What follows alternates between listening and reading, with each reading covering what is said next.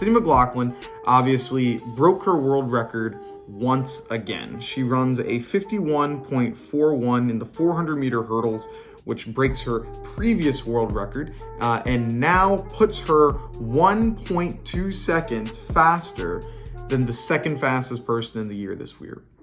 That's crazy. She is running over a second faster than the next best person in this event.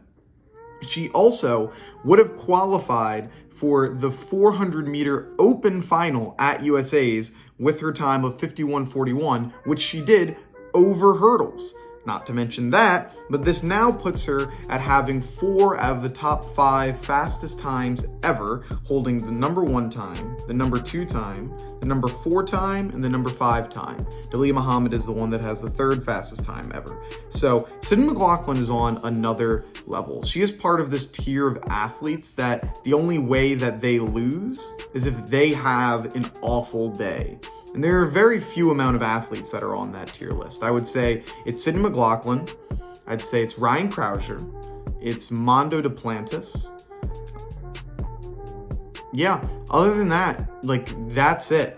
The athletes where they're just in another stratosphere when it comes to being able to compete at a high level are very, very small. And she's probably one of the headliners for it. And it's really cool to see just her demeanor towards winning as well. She's extraordinarily humble. After these interviews, she's giving God the glory for this and thanking her team, her coaching staff, and everything like that. It's so interesting to see just how she handles the limelight, how she handles winning and treats the fans and everyone like that. So she's been a real treat to watch competing over these years. And the question that I've been thinking is, when will we see her run sub 51 and get into those 50s? I mean, she's less than half a second there now.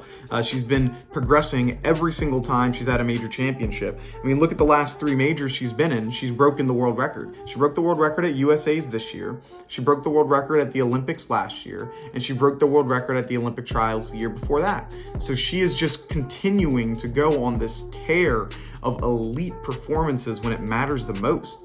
She shows up when you need her to show up. And it's so wild because she's at that point where a world record's expected. That's how good she is. Her compete, and that was, in my opinion, the best performance that we saw this weekend. And when she did it, it was just kind of okay, makes sense. All right, off to the next thing. She's just that.